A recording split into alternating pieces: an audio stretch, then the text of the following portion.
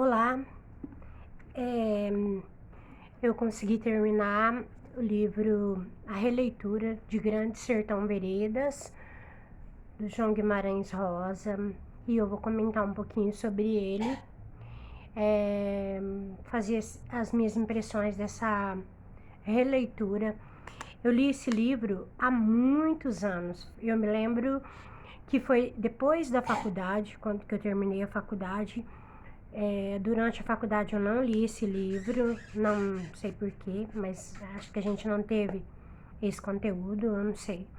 E eu me lembro que eu ficava bem em dúvida, assim, de pegar esse livro para ler, porque eu sempre fui muito de fase, assim, eu tinha uma fase do Graciliano Ramos, aí eu peguei, li tudo que ele escreveu, eu pegava um autor e eu me apaixonava e acabava lendo tudo. Mas aí, um belo dia, eu peguei esse livro nas mãos e eu abri e comecei a ler. E aí eu não consegui parar mais. Foi, assim, uma leitura bastante arrebatadora. Eu me lembro que eu fiquei fascinada por esse livro.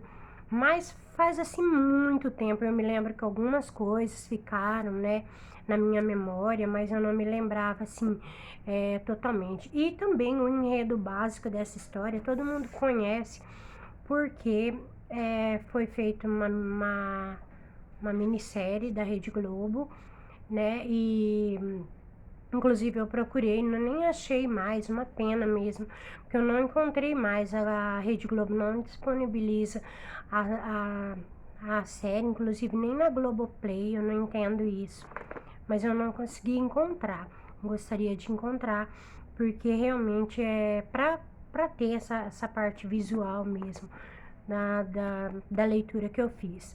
Bom, talvez pode ter erros, assim, naquilo que eu for me lembrando. Eu não tenho muito esse compromisso, assim, nem de análise, tá? E nem de... Também pode ser que eu me equivoque em algumas coisas, assim. Mas o meu objetivo com o canal é mesmo pra mim, né? Mesmo para as minhas impressões e o que eu me lembro, tá? Então, deixar bem claro, assim, não tenho muito esse compromisso com... Claro que eu procurar o mais correto possível, né? Mas eu acho muita responsabilidade um livro dessa magnitude, né? De esse clássico da literatura brasileira. Mas eu vou falar um pouquinho então sobre o que eu me lembro. Uma coisa bem interessante é que na primeira leitura eu me lembrava muito de um personagem que era o João Bexiguento, apelidado Alpercatas. Ele fala isso toda vez que ele fala o nome, que ele cita esse personagem, ele fala completo, assim, é o João Bexiguento, apelidado, alguma coisa assim, de Alpercatas. E esse personagem me ficou na cabeça a vida toda, porque eu acho muito engraçado, assim, esse nome João, né, que seria João, mas então tem toda essa questão da linguagem ali de Minas, do interior do sertão de Minas, e a forma como essas pessoas falavam, né. Bom, há uma informação, assim, mais técnica mesmo, assim, digamos assim, né. Esse livro, ele é da geração de 45, da literatura brasileira, foi publicado em 1956, e aí então o João Guimarães Rosa, ele fez um experimentalismo linguístico, então ele se torna um livro muito difícil, talvez, para muitas pessoas. Até eu queria comentar assim, eu demorei muito para ler esse livro, ele tem 500 páginas, esse exemplar, e eu demorei 21 dias para ler esse livro, 538 páginas, e é muito demorado, eu acho, porque... então eu não sei o que acontece, que às vezes, por exemplo, tô lendo Helena Ferrante, eu leio 50 páginas por dia, assim, com o pé nas costas, e esse aqui não rendia mesmo, eu conseguia ler 15, 20 páginas com muito sacrifício, e não é porque eu não gosto, é porque eu não estava gostando, entendeu? Então, assim, eu não sei. A letra desse livro é super pequena, então não rende mesmo. E também a linguagem, né? A questão da dificuldade da linguagem, da estrutura como um todo. E eu percebi assim que eu demorei demais para ler. Mas tudo bem, era de antemão, eu já sabia que eu iria demorar mesmo bastante para ler. Então a gente tem assim, ó, aqui na capa a gente já tem o diabo na rua, no meio do redemoinho. Essa questão se o diabo existe, se não existe, vai perpassar todo o livro. E ele aqui, ele já. O protagonista, que é o narrador, Riobaldo, é ele que está contando a história. E ele já tá velho. E a impressão que dá é uma pessoa que está fazendo uma espécie de uma pesquisa, não sei, pelo sertão. Essa pessoa a gente não sabe quem é, ele fala o senhor. Então ele está contando essa história para um interlocutor, mas a gente não sabe quem é esse interlocutor, ele não se manifesta, né, na história. O Riobaldo, quando ele então começa a contar a história dele, muitas vezes também ele vai e volta no tempo, tá? Não tem um tempo fixo, né? Assim. E ele não tinha pai, e a mãe dele, então ele comenta muito isso, essa questão de filhos, né? Que os jagunços, os viajantes, as pessoas saíam e se relacionavam, tinham um filho e ficava para trás. Então, o caso dele era assim. Aí depois a mãe dele morre, ele fica sozinho e ele vai morar então com um padrinho dele chamado Celorico Mendes, que é em Curralinho. Ele vai para a escola, ele começa a estudar. Esse padrinho, ele gosta muito dele, trata ele muito bem, coloca ele na escola, mas ele resolve que ele quer ser jagunço. Ele vê um bando certa vez de jagunço e ele fica bastante fascinado assim. E ele vai conhecer o bando do Joca Ramiro. O Joca Ramiro é também um personagem muito marcante aqui nessa narrativa. Tem um momento em que ele conhece, que ele vê pela primeira vez o Joca Ramiro, que é uma passagem assim muito, muito marcante, porque é uma pessoa muito forte, né? Ele narra assim como sendo uma pessoa bem forte mesmo assim, né? Vai ter uma passagem aqui que ele vai conhecer um menino. Esse menino é um menino muito corajoso, eles atravessam um rio, vai ter todo esse episódio e ele fica bem impressionado com esse menino, que ele fica bem impressionado assim com a coragem que esse menino tem. E ele se separa, o tempo passa e ele nunca mais viu esse menino, né? Aí a gente tem que segurar essa informação. Ele vai fugir da fazenda do Celorico porque ele começa a ver comentário de que esse Celorico poderia ser o pai biológico dele, então ele fica bem incomodado com isso e ele vai embora, tá? E nisso ele vai para trabalhar, ele sai sem rumo e ele encontra uma fazenda. E quem é? Ele vai trabalhar na fazenda do Zé Bebelo. O Zé Bebelo é outro personagem também muito marcante aqui. E o Zé Bebelo, ele quer um fazendeiro e ele quer acabar com a jagunçagem e ele forma uma tropa. E então a primeira experiência dele é que ele vai com essa tropa do Zé Bebelo. Assim, um belo dia, ele vai encontrar esse menino do rio. E o menino fala para ele que se chama Reinaldo. Ele acha muito estranho porque ele se apaixona por esse Reinaldo. Então é uma confusão muito grande dentro dele, né? Ele começa a ter um conflito interno muito grande porque ele sabe que ele gosta de mulher, ele tem consciência da heterossexualidade dele, mas ele não sabe o que ele sente por esse menino. Aí, um dia, esse Reinaldo chama ele e diz pra ele: olha, vou te contar uma coisa, meu nome não é Reinaldo, meu nome verdadeiro é Diadorim. Então, Diadorim é um nome meio... vai me fugir a palavra, mas seria assim: Diadorim é um nome que tanto poderia ser de homem como poderia ser de mulher, né? Não tem um gênero assim. Então, pra ele não fez muita diferença, assim, ter mudado de Adorim. De Adorim ele fica bem fascinado com esse nome, né, do Diadorim, que é esse jagunço que tá com ele. Eles têm uma relação muito forte, eles não conseguem se separar a partir daí.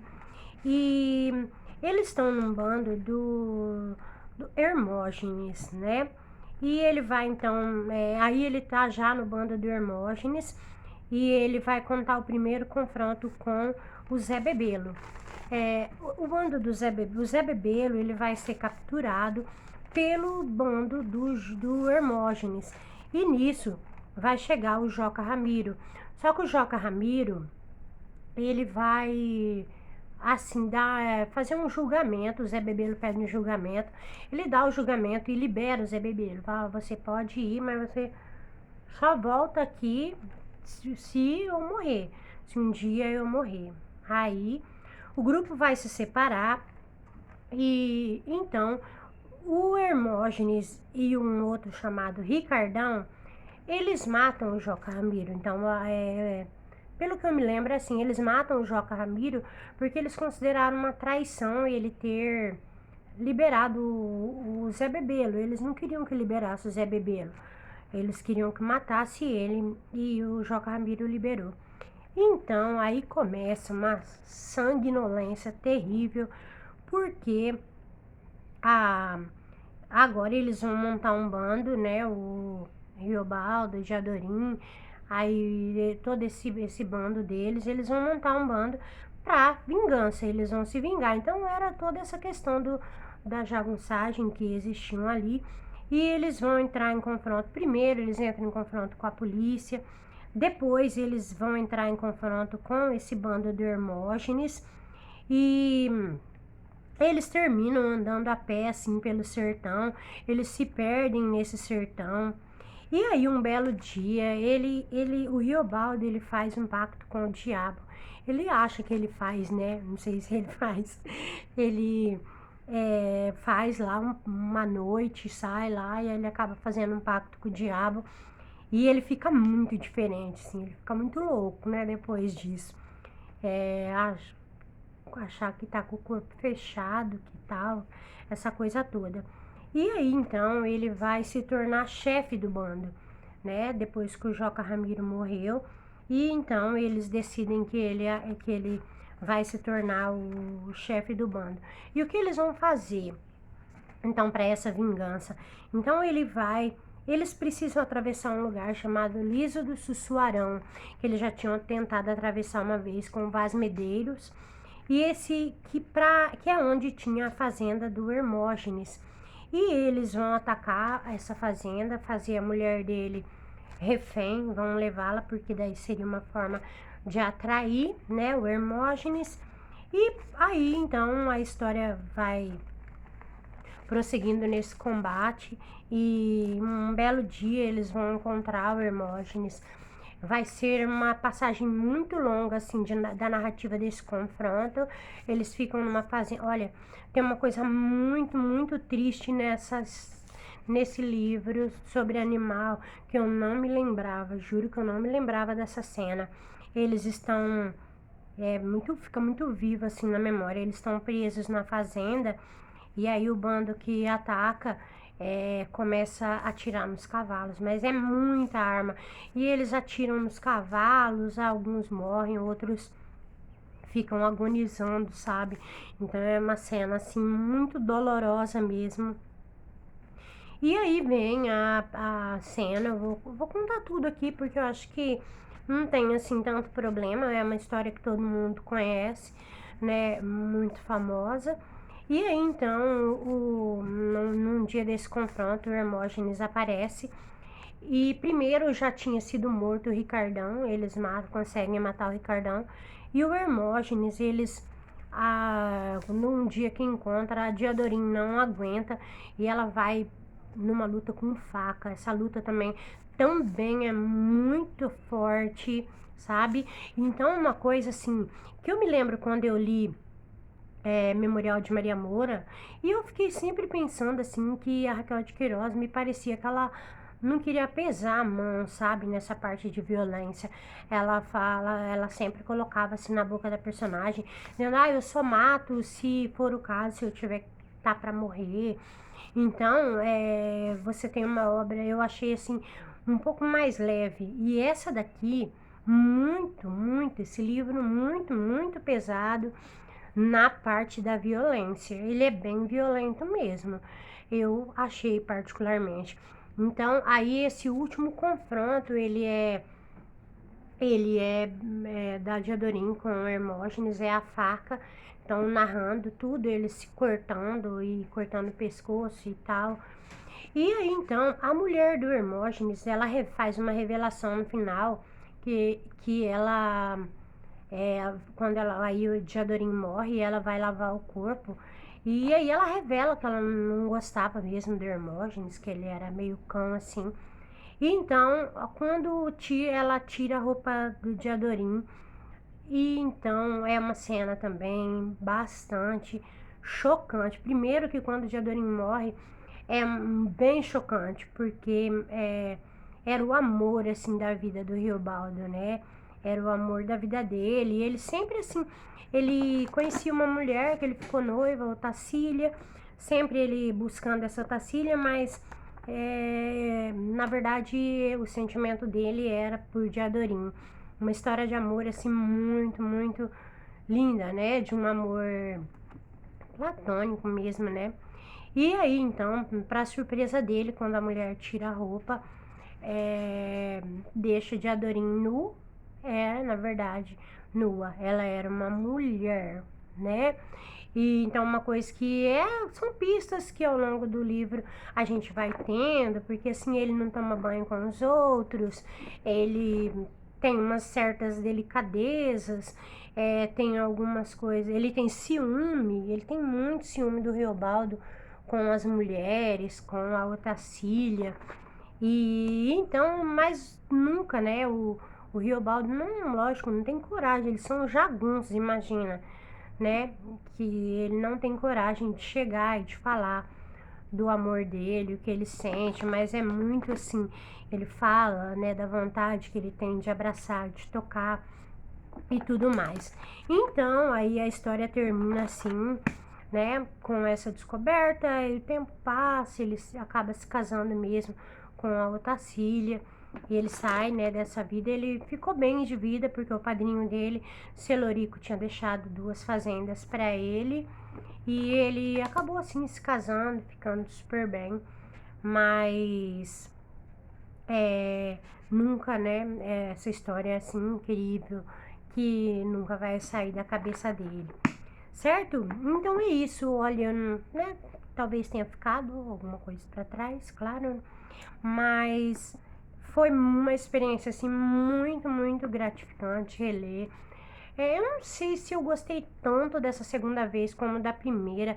Eu acho que da primeira vez eu fiquei mais impactada, assim, porque eu não conhecia, né, a história muito bem, e dessa vez eu já conhecia. Mas de qualquer forma, é, é um livro assim, eu até tirei várias citações, porque ele é um livro riquíssimo. Então é uma experiência literária que todo mundo deveria ter, né? Tentar um dia. Se você começar a ler, você vai ver que não consegue mais parar. Né, tem essa coisa do experimentalismo linguístico, então pode se tornar muito difícil. Uma coisa, por exemplo, é que ele não divide em capítulos, o livro não tem capítulos, sabe? Ele é inteiro, então isso dificulta bastante também. Quando um livro é dividido em capítulos, ele facilita um pouquinho assim mais, eu acho, né, a vida do leitor. Então, no caso aqui, não, ele é assim, ele começa de cabo a rabo a história, como se fosse num fôlego só, tá? Então, muito incrível mesmo, sabe? Eu sempre falo, ele é um livro que começa com a palavra nonada e ele termina com a palavra linda, né? Que é a palavra travessia. O finalzinho ele chega à conclusão: o diabo não há, é o que digo se for. Existe, é homem humano. Travessia. Lindo, né? Lindo. Então, a dica de leitura e a minha minhas impressões sobre esse livro, ok? Até mais, valeu!